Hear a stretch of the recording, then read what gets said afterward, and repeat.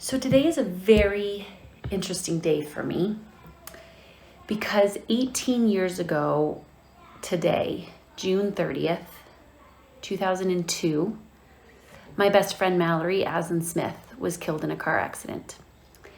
And today marks a day where she's been gone longer than she was alive. Sorry, I wasn't expecting that.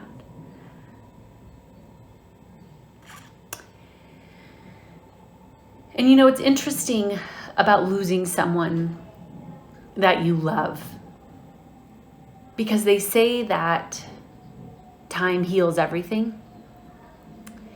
And you know, here I stand 18 years later, and I don't agree with that. I don't agree with the fact that time heals everything. And here's why. Time doesn't heal everything. Healing heals everything. Healing does. And I think I didn't know that until probably 12, 13 years later, when I wasn't healed. And it had been a long time since she had died. And I can remember sitting in my kitchen, drinking a glass of wine, a glass of disconnect, right? And honestly thinking to myself, what am I doing?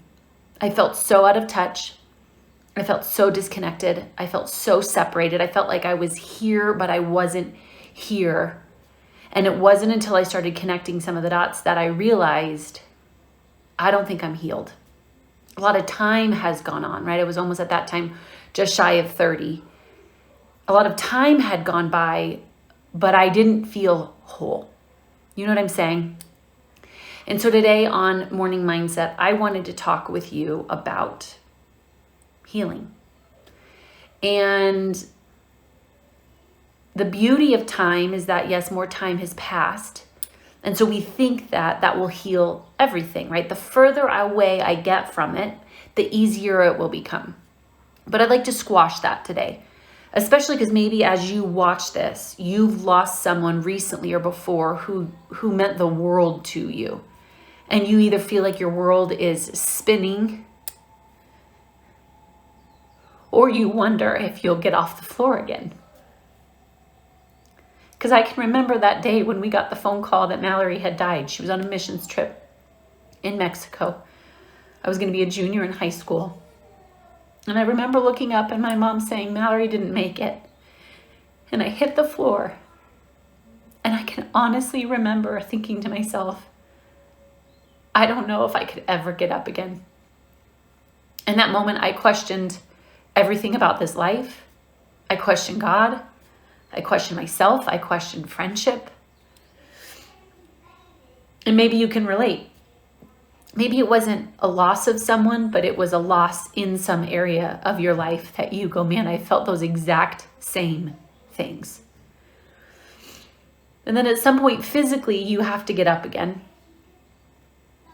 But mentally and emotionally and spiritually, it took me a long time. And so today I'm going to share with you my journey of how all of me got back up again.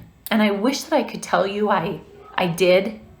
I wish that I could tell you that a week afterwards I lived for Malori, but I didn't. I shut off. I shut down. I shut off. The light in me, it felt like that day the light just went quiet. It just went dim. And it's taken me years to find that light again. And I don't want it to take you years. So I'm going to do my best to try to put it all in a nice little 10-minute package for you.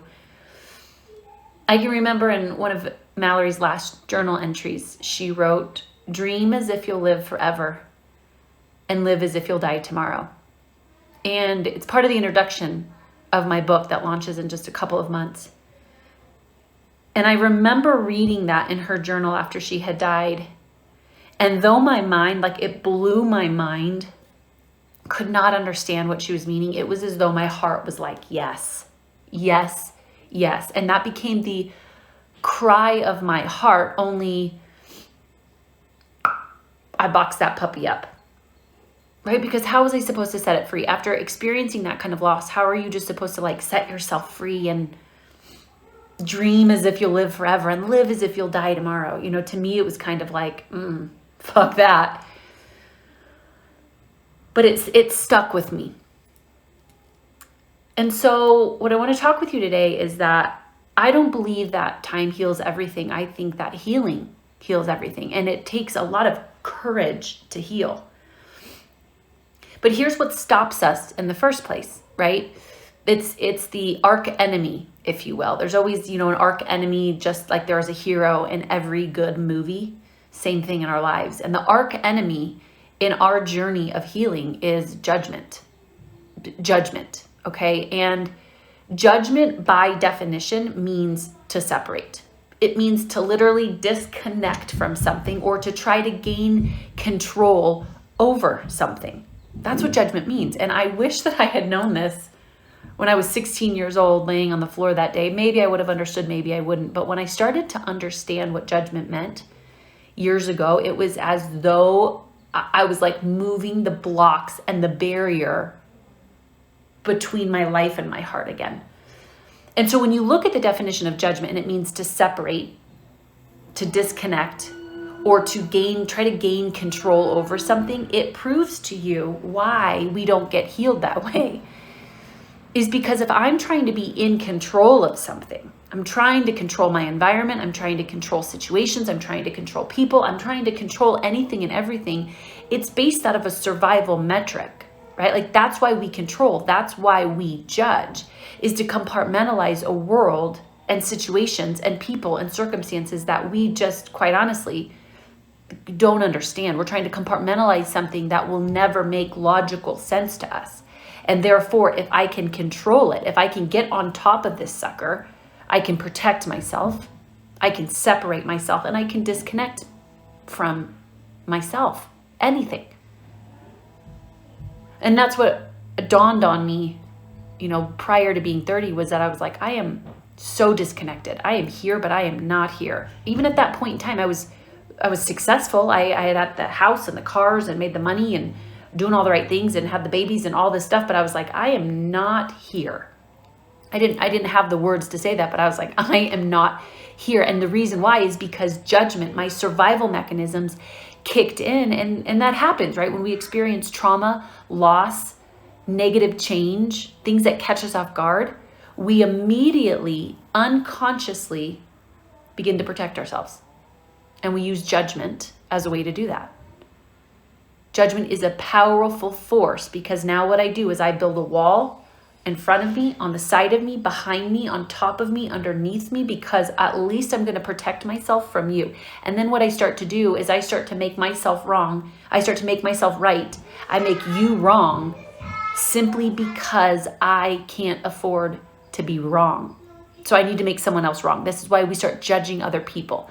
This is why we start judging circumstances in our life, and we start saying if it's right or wrong, is because that controller and that judger in us needs to gain leverage in our lives, because heaven forbid we be caught off guard or feel the pain that we felt. That's what judgment does. And it's fair. Here's what I want you to understand. It is fair because there's certain things in this life that may never add up.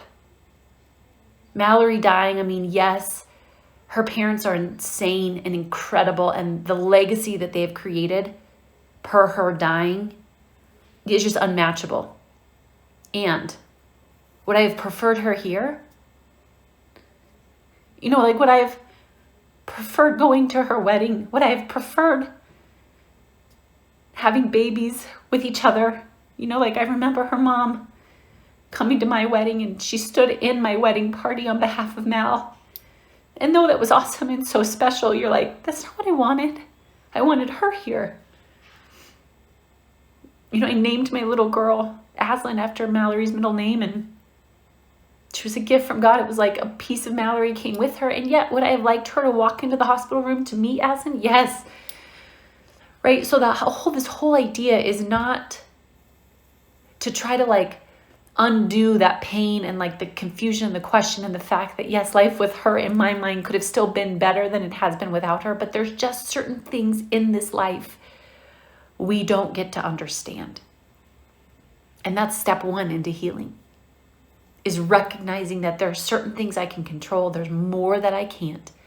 And I'm going to accept it for what it is. Right? So here's how we start to unpack the judgment and how we start to trump and overcome the judgment, right? Is number one, you have to understand that you're doing it. You have to understand that the judger and that controller in you has taken over, and you have a lot of habits and patterns and routines that have kept you in this box, compartmentalizing life, right-wronging yourself or other people. You have to recognize that you're doing it, okay? And it was when I finally recognized, not even that I was a controller, because anybody would have said that about me. Anybody would have said that. Julie is just a controller. I'm just controlling. And then we just continue to move on in our life, only realizing, no, I'm not. I don't believe people were born controlling. I think we develop habits and patterns to protect ourselves. When you start to not identify with being a controller or a judger, now you can go, okay, I learned this. And I learned it, step two, to protect myself. Step one, I am one. I've identified with being a controller or a judger. Step two, now I know why. I've done it to protect myself. Once you do that, then you can start to understand that now what if I took my hands off of my life, no longer needed to have control over this whole thing, no longer needed to judge myself or judge other people in order to create this symbolic box of protection. What do I do next? And I'll go to the words of Malori, right? She says, dream as if you'll live forever and live as if you'll die tomorrow. And I remember reading that over and over and over again. And there's a Bible verse that talks about rejoice always, pray continuously. Did you know that rejoice, the other word for that is joy? That basically means have joy always, pray continuously. So the hero in this story that trumps our judgment, believe it or not, is joy. Now, joy is very interesting because a lot of times joy and happiness are thrown in the same bucket. They're not the same thing. Extremely different. Happiness is built on external circumstances. Joy is built on internal circumstances. Happiness is built on the things that are going on around me. Joy is built based upon the things that are going on within me. Happiness is one of those things that you feel like it's interconnected with stuff and accomplishment and accolades and success. And that's true. It is, right? When I do something or make more money or get accolades, I feel happier. That's not what joy is. Do you want to know what joy is? And for those of you who have really struggled with control or judgment like me, joy is connection. That's literally what joy means. It is connection. When I learned this, it changed everything and explained to me why for almost 15 years of my life, I literally never felt joy. I felt happy. My successes felt nice. Having the cars and the house and all this stuff felt good for a minute. But it began to explain why I didn't actually feel joy. Because joy is about connection. Connection to yourself, connection to God, connection to inner circle people around you. Connection and alignment is where our joy comes from. That's what makes it sustainable, and that's what trumps our judgment. Because again, judgment is separation. Joy is connection. Judgment is disconnecting. Joy is leaning in, and that takes courage. Have joy always. You're like, God, what the heck does that mean? And believe me, God and I have had a lot of conversations in rebuilding that connection, because on that day when Mal died, on a missions trip, do you think that I had a thing or two to say to God? Absolutely. You'd be crazy to think that I didn't. I questioned everything about him. I questioned everything about myself. Everything. So I had to disconnect from myself and from God. And so when I started to build up my connection again with myself and with the God in me, and the God who held Malori and still does and holds this universe in his hands and every dream that I could ever want, it's as though the blocks between this part of me started to move. It started to move. And there's a reason that even in the Bible it says, to have joy always and then to pray continuously, because legit joy is hard. And the way you start to establish this is by praying all the time, meditating all the time, going in all the time. Because the way you start to build up joy is you're no longer looking for external circumstances to give you that which only you can give you from the inside out. Sure, there's the happy play. Get the car, get the house, get the nice job, fine. But that will end up empty if you don't understand true joy. Because that's what we're all looking for, is joy, connection. So you're still allowed to grieve. You're still allowed to be sad and angry and resentful and all the things. I was, you are. We're not taking that away from you. Joy doesn't take those emotions away from you. It actually lets you feel them. That's why when they say, oh, time heals everything. No, it doesn't. Healing heals everything, because when you are in a place of joy, you are connected to yourself, which means I have the courage to feel whatever I need to feel in order to heal, in order to heal. If you don't heal and you don't feel your anger, resentment, all the disappointment, if you don't feel that, guess what? It will go with you. It will show up later in life. Ask me how I know. So joy is about reconnecting with yourself, reconnecting with God, reconnecting with the people, your circle around you, because you trust that somewhere, somehow, that God has your back in all of this, and to let go of the things that your mind just can't comprehend. Believe me, I've tried to comprehend why Mal died. I've tried to reason with God. I've turned my back. I've turned my back for myself. I've disconnected from myself. I've done all of those things. And it wasn't until I realized that actually by separating myself and by disconnecting from myself and others and God, I'm actually doing more harm than I am good. We have to feel in order to heal. Maybe it's therapy. Maybe it's counseling. Maybe it's a lot of prayer. Maybe it's meditation. For me, I've learned to give my pain purpose. Now my whole company is built around this concept of dreaming. It took me 15 years to come loop all the way around wandering, right? Making the money, doing the thing, blah, blah, blah, blah, blah, only to finally come smack dab to the place that now I'm giving my pain purpose, which means I literally teach people how to dream again. I have a whole company about that. I have a book coming out about that. Every channel, every video, everything is about helping people to dream as if you'll live forever and to live as if you'll die tomorrow. It's giving your pain purpose. So today I want to encourage you that the way that you trump your judgment is with joy, connection, not a trite happiness, not faking it, not pretending it away, avoiding it away, acting like it doesn't exist, but recognizing that whatever you need to feel is exactly what you need to feel, and therefore you're connected with yourself and what you're feeling, connected with God. Even if you question him, he can handle your questions. And then beginning the process of healing to dislodge the judgment and the control and the protective mechanisms and the survival, because there is still a dream on the inside of you that needs to be heard.